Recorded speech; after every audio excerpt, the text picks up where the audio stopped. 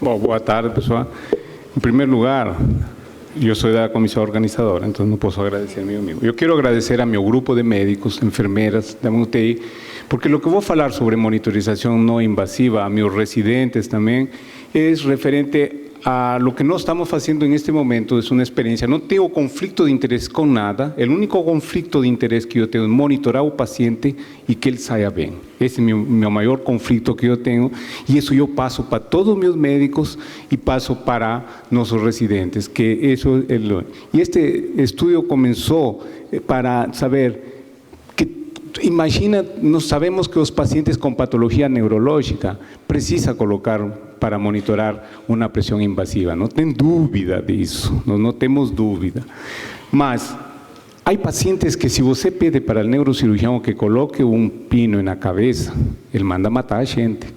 Por quê? Está com transtorno de coagulação. Imagine um pós-operatório de cirurgia cardiovascular, essas roturas de aorta, essas dissecções de aorta, que nós recebemos muito paciente com dissecção de aorta, é a maior experiência que nós temos. Nós temos sorte de fazer pós-operatório de um dos maiores cirurgiões de aorta do Brasil, e ele manda todo para nós.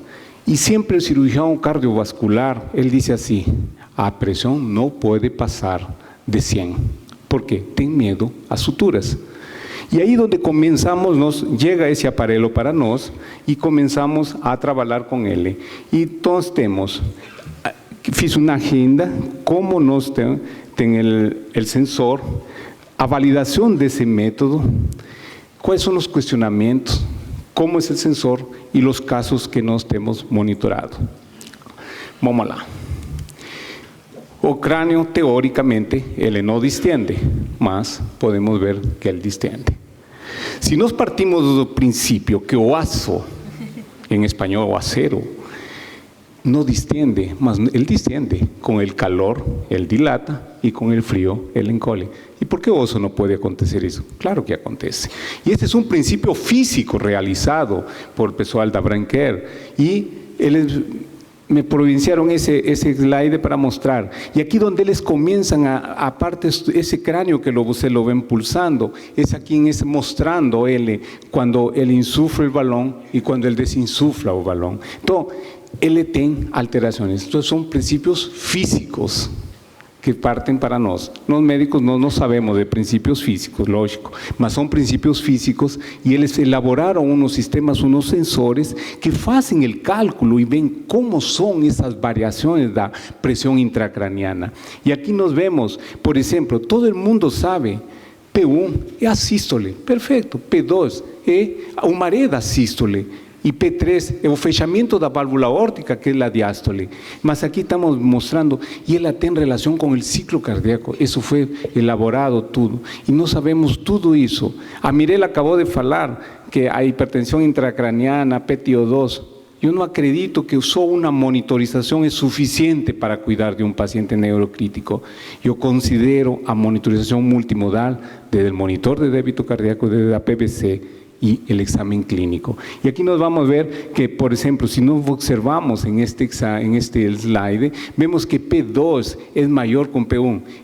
El tiempo que acontece de P2, ahí es donde sale a relación que tiene. Normalmente no sabemos que P1 es mayor que P2, y aquí nos vemos que está alterada. Y eso es lo que tenemos que... Aquí es mostrando as diferentes curvas, P1, P2, esto es o normal. Y aquí no sabemos que aquí P2 es anormal. Entonces sabemos que a complacencia cerebral, perdió. Estamos perdiendo a complacencia cerebral. Mas isso é importante, entender em que momento, não quando o paciente está convulsionando. Por isso é que eu acredito que este método nos vai ajudar a monitorar pacientes que nós não podemos fazer a parte invasiva. E cada vez mais estamos com procedimentos menos invasivos. Aqui a validação desse método, a parte experimental desse método, é onde se inyecta solução salina em um animal para ver como estão as mudanças de acordo a quando aumenta a pressão intracraniana. Aqui vemos em vermelho Y vemos en azul, prácticamente invasiva y no invasiva son similares. Entonces no tienen diferencia en ese método para validar. Cuando fiz el primer cuestionamiento era eso que mostré. Y aquí mostrando a morfología da curva, vemos aquí que este a pique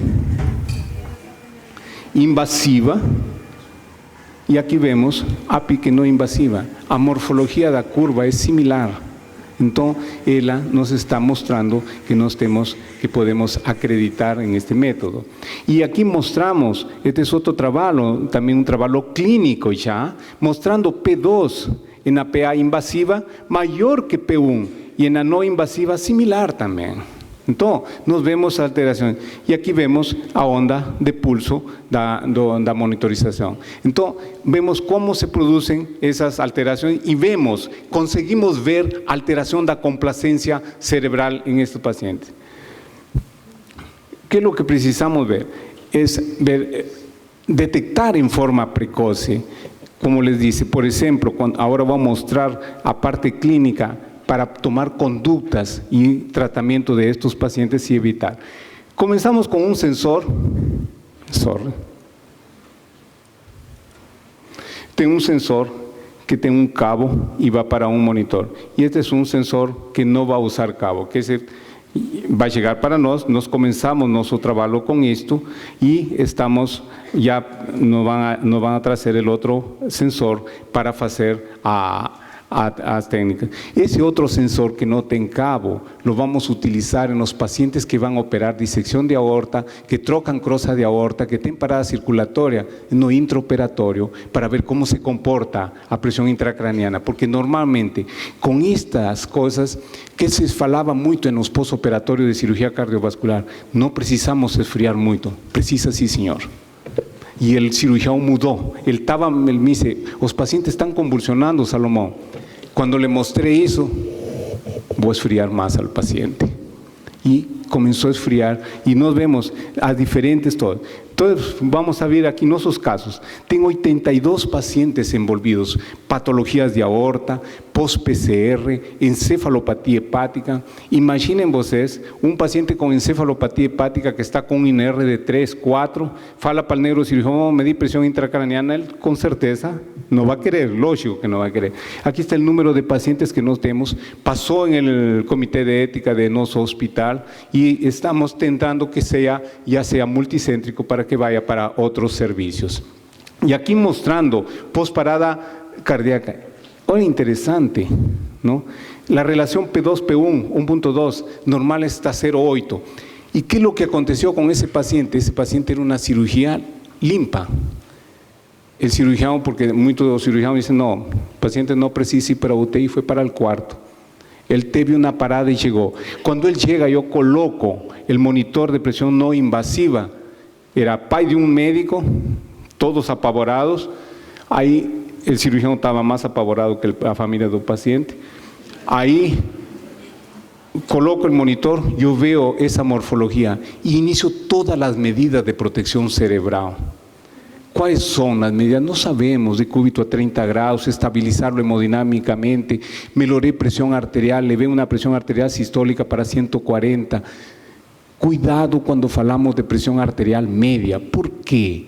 Presión arterial media en idoso, a válvula aórtica no fecha, entonces la diastólica está más baja. Debemos trabajar con sistólica también. Es importante valorizar eso. Y aquí vemos otro paciente también, posparada cardíaca también aquí, mostrando P1, P2, y aquí postoperatorio de un glioma. Ese paciente está bien, la relación está boa.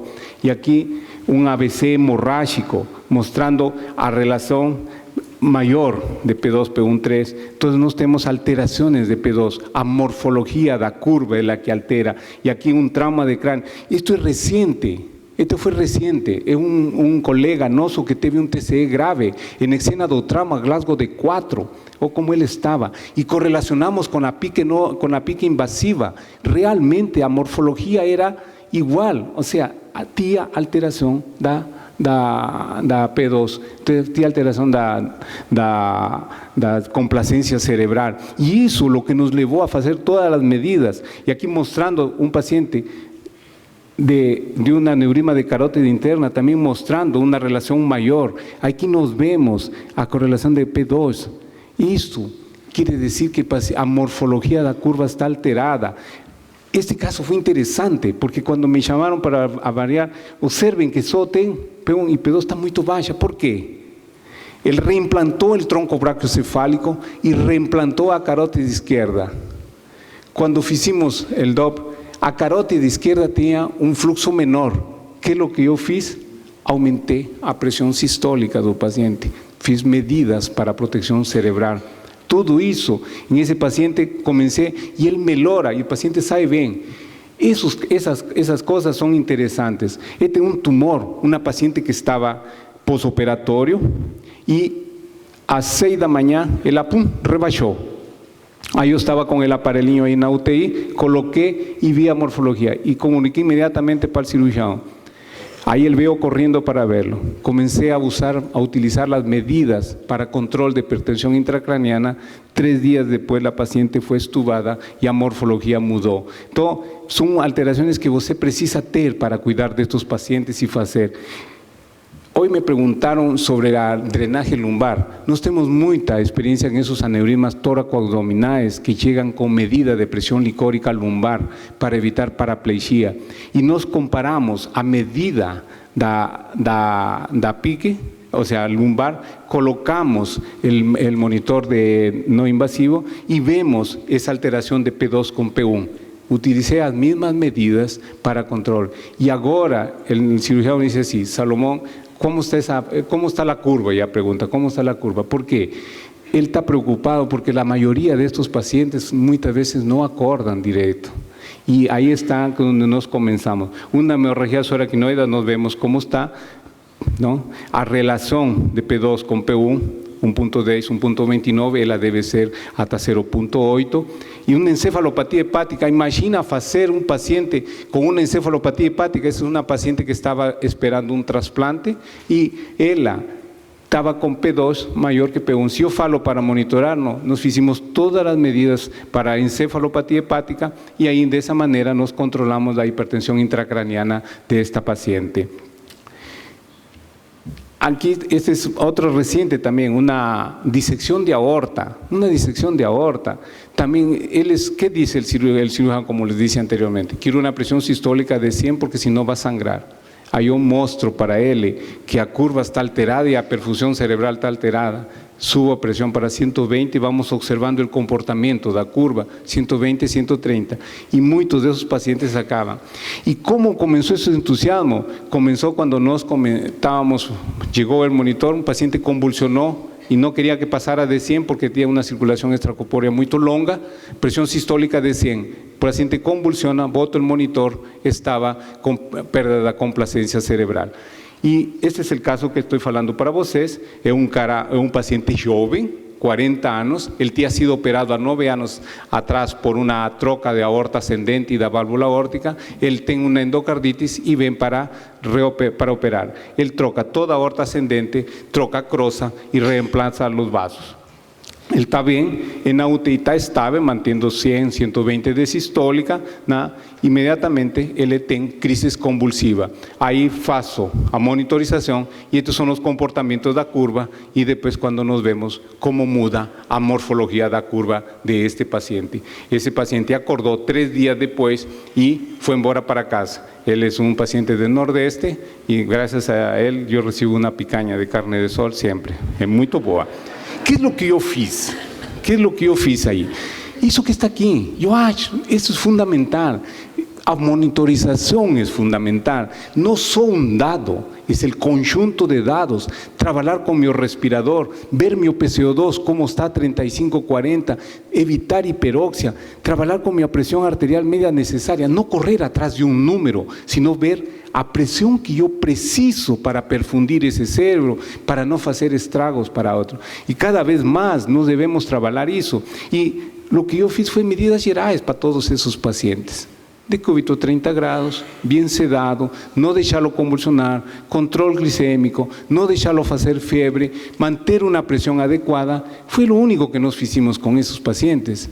E como muda o pronóstico deles. Muitos desses pacientes não acordam ou ficam com lesão neurológica. Fazendo esse tipo de trabalho, nós conseguimos. Minha intenção é divulgar para todos os intensivistas que podemos monitorar mais. E eu acredito que no futuro vamos ter mais coisas e a cada vez mais a parte não invasiva. E estender este método de monitorização intracraniana não só para pacientes neurocríticos. Não se esqueçam que também temos outras patologias que precisam monitorar a eles.